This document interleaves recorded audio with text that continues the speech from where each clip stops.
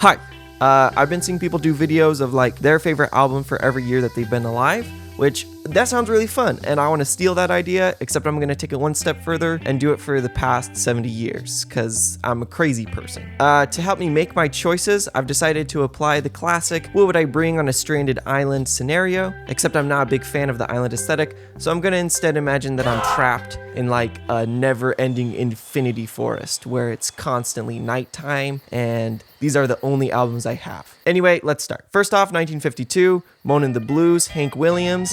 Hank Williams has lots of really good albums. He's just a classic country artist, but this one's probably my favorite by him, especially because it has my favorite track of his, Lovesick Blues. I don't know, it's a classic. Next, for 1953, I'm gonna do How High the Moon by Les Paul and Mary Ford. I actually found this album in a frickin' dollar bin. I tried it out and it's really good. It's got like Woody from Toy Story vibes. It's really fun. I like it. Yeah, sorry, not all of these are super long because, you know, there's 70 of them. Next, 1954 is Frontier Ballads by Pete Seeger. This one's honestly pretty generic old folk music, but I don't know, I can dig it. Next, 1955 is In the Wee Small Hours by Frank Sinatra. This one's a very powerful, slow album. It's great for the morning. You know, the first track is like one of just my favorites of all time. It's a little slow, but it's pretty good. Next, 1956 is kind of just more slow jazz stuff. It's Chet Baker Sings by Chet Baker. You know, it's jazz. It's singing jazz. It's not too out of the ordinary, but it's like an extremely tight track list, so it's just a great mood. Next, 1957 is With His Hot and Blue Guitar by Johnny Cash. First, I hate this album cover. I don't know why they have his face on here twice, and that they didn't even bother to like crop the white out of this one, but whatever. It's classic Johnny Cash. It's very samey songs, but they're all very good and consistent, and it's got big ones like I Walk the Line and Folsom Prison Blues. It's a good album. I like it. Next, 1958. This one's called Freight Train and Other North Carolina Folk Songs and Tunes by Elizabeth Cotton. This one is it's amazing classic folk music. It's powerful playing and a really cute, like, grandma core voice. I really like it. Next, 1959 is Gunfighter Ballads and Trail Songs by Marty Robbins. You probably know this from the meme song Big Iron, but there's way more good tracks than that. Like, it's all good, amazing cowboy vibes. Every track is good. Next, 1960, Hawaiianette by Annette Funicello. It's a great pun, but it's also great Hawaiian music sung by an Italian girl from the Mickey Mouse Club. Kind of a weird pick for sure, but I really like this one. It's got Pineapple Princess, which is weirdly enough one of my favorite songs, and I used it in my 5K sub video, which I danced to it. Yeah, it's definitely great stuff to be alone in the woods with. It's comfy music to me. Next, 1961 is going to be Runaround Sue by Dion. This is kind of late for a doo-wop outing, but this is one of my favorite doo-wop albums. It's very consistent, although I must say I don't trust Dion as a narrator, because The Wanderer pretty much contradicts everything we learn about Dion in Runaround Sue. Like, one moment we pity him for his girl cheating on him, and then later we find out he gets around with every girl in town. I'm joking, of course, because there's no continuity between these songs, and this isn't a concept album or anything. But I don't know, I always found that funny. Okay, next. 1962. Man, I'm not gonna try and pronounce this. It's in French. But I like this album. It's where I get my fill of moderately pretentious French 60s pop. And before you ask, yes, I discovered this from Wes Anderson. Not sorry. Next. 1963. Please Please Me by the Beatles. This is classic early Beatles songs, all good tracks, except Chains is kind of mid. Yeah, it's not the most popular Beatles album, but I still really dig this one. Next, for 1964, I went with Presenting the Fabulous Ronettes featuring Veronica. This sound of this album is just really, really good. It's that Phil Spector Wall of Sound that I love from the 60s. The sound is so good that the Beach Boys would move away from surf rock and start kind of low-key copying this the next year. Which, speaking of, 1965 is Today by the Beach Boys. This is my personal favorite Beach Boys album. I do think Pet Sounds is the technical best, but for me, I connect with this album a lot more. Side 1 is all the fast songs, and side 2 is all the slow ones. There are just so many tracks here that give you the feelies, and yeah, the Ronettes influence shows. I really like it. Next, 1966 is going to be Sunshine Superman by Donovan. I love Donovan. I own a shirt of him. He's hot. He writes pretty Celtic rock songs, and this is one of his best albums. It's got great tracks like Sunshine Superman, Season of the Witch, Burt's Blues, and the highly underrated finisher Celeste. Great top tier Donovan. Plus, just what a cutie. I just want to eat him up and smooch him all up and pretend he's not an old person now. I don't know. I love him. Next. 1967. I really like The Left Banks, Walk Away Renee / Pretty Ballerina. But honestly, I think I'm just going to go with Velvet Underground and Nico. Really good stuff. Really powerful. I talk about it more in the Velvet Underground ranking next. 1968. This is where I'll probably get my Baroque pop fill because I won't have The Left Bank. It's going to be Odyssey and Oracle by The Zombies. It's just one of those albums that doesn't have a single weak track and just does a really good job at holding your attention. Almost perfect, except for, they misspelled Odyssey on the cover. Still, really good. Next. For 1969, I was so tempted to do the Bonzo Dog Band, like Tadpoles, because there's just so many funny songs that I love, but admittedly, it's really far from perfect. I mean, the second track is like a 4-minute sketch comedy piece about shirts, so I don't know, it's kind of weird, which I like weirdness, but I think for 1969, I should go with The Velvet Underground by The Velvet Underground. I don't know, that album is just really soft and powerful. I also talk about it in my Velvet Underground ranking next. For 1970, I'm gonna go with Bridge Over Troubled Water by Simon and Garfunkel. In this album, Simon and Garfunkel kind of ditched the folk scene and just kind of did whatever they wanted, but the album is just so consistent that I can't even be mad about it. I've said this a lot, but I go more in depth in the Simon and Garfunkel album ranking video, but yeah, this one's really good, really diverse. I love it. Next. For 1971, I'm gonna go with Songs of Love and Hate by Leonard Cohen. It's one of the best albums by one of the best lyricists of all time. One thing I love about this one too is the fact that he does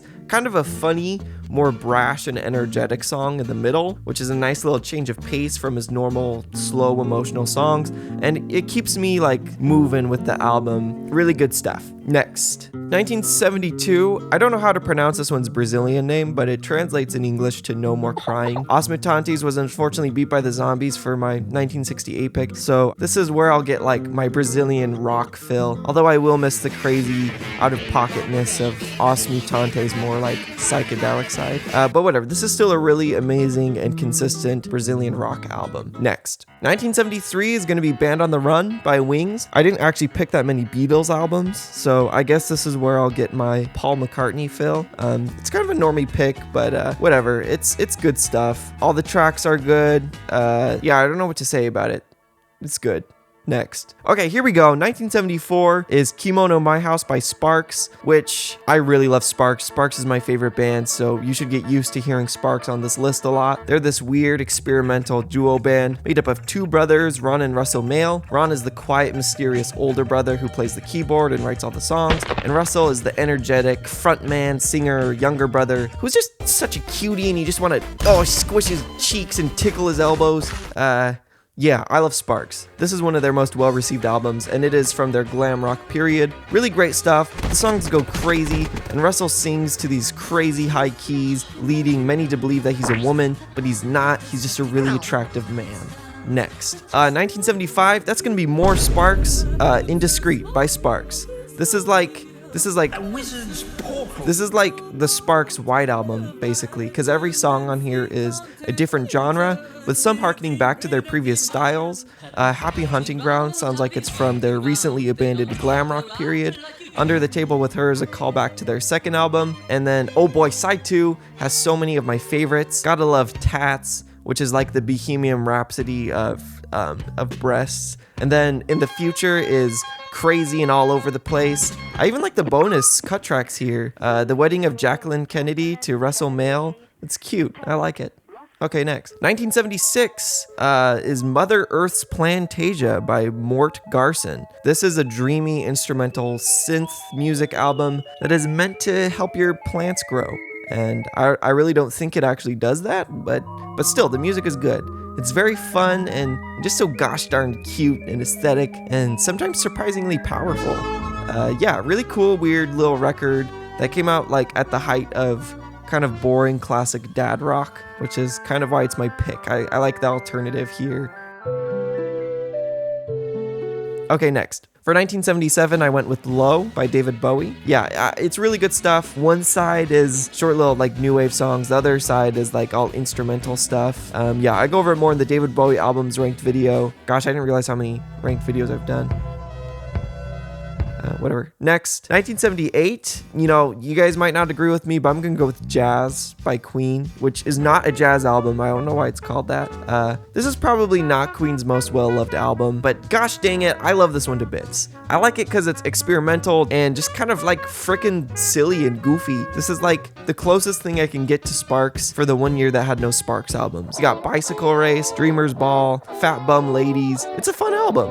Next, 1979, we're freaking back with Sparks. It's number 1 in Heaven by Sparks. Here we got like a synth pop album, which is a drastic change of pace for them, but get used to it because Sparks completely changes its image like every album or two. Tryouts for the Human Race has to be my favorite song ever written in the perspective of Berm. I even got it on a playlist, but bro, like I love every song on here. I mean, there's only 6 of them, but they are all so good. My Other Voice is a beautiful, slow, emotional synth song. Beat the Clock is a nice, high energy, simpler mid-album break. And Number 1 Song in Heaven is a perfect, long, epic album finisher that randomly halfway through like doubles in BPM and makes you go, wow! Yeah, great stuff. Next. For 1980, it's going to be Never Forever by Kate Bush. And this isn't my favorite Kate Bush album, but it is like probably like my second or third, but this is the only one that made the list because of all the gosh dang Sparks competition. I like it. It's weird and very, very endearly just soaked in 80s. Okay, next. 1981. Yeah, we're freaking back with Sparks again. This is Womp That Sucker. I think this is probably Sparks' most underrated album. It's rarely talked about and rated kind of averagely, but bro, you gotta give this one a chance. It's freaking goofy, catchy, powerful, and fun. My favorite tracks here are Tips for Teens, Funny Face, Upstairs, The Willies, That's Not Nastasia, and Wacky Woman. All really good. Next. 1982 is also Sparks. It's Angst in My Pants. This is a much more well-known album than the previous, but honestly, it's kind of just Womp That Sucker Part 2. It's not perfectly consistent, but I don't care because it has way too many great tracks, including my favorite, the slow, dreamy synth track, Sherlock Holmes. You also gotta love the high-energy title track, which is honestly just Upstairs Part 2, X-Town USA, which is also kind of like Tips for Teens Part 2, but I don't know, like shinier sounding. Mickey Mouse is also great and a really weird one, as well as Eaten by the Monster of Love. And oh yeah, all of them. Except, I don't know, Tarzan and Jane is a little tame. Okay, I didn't mean to rhyme. Sorry. 1983 is Off the Bone by The Cramps. This album is punk music mixed with Halloween surf rock. I love it. I think a lot more people know of the existence of The Cramps because, they had songs in Stranger Things recently and Wednesday, which unfortunately made Goo Goo Muck a TikTok song, which it's like, I don't know, it's not even their best song. But still, it's a really good album, although it's technically a compilation album, so if you don't think it should count, which it probably shouldn't, and that's okay. This album could be replaced by In Outer Space by Sparks. Used to not like this album because it just sounds so different and more 80s than their previous two, but it's grown on me a lot, and I like almost every song on here. Really good stuff. I love Sparks. Russell Mail is hot. Next. 1984 is Ocean Rain by Echo and the Bunnymen. This album gets better after a few listens. It comes off as kind of boring the first couple times, aside for the big songs like Killing Moon, Seven Seas, and Nocturnal Me. But it grows on you the more you listen to it. Kind of goth, pretty good.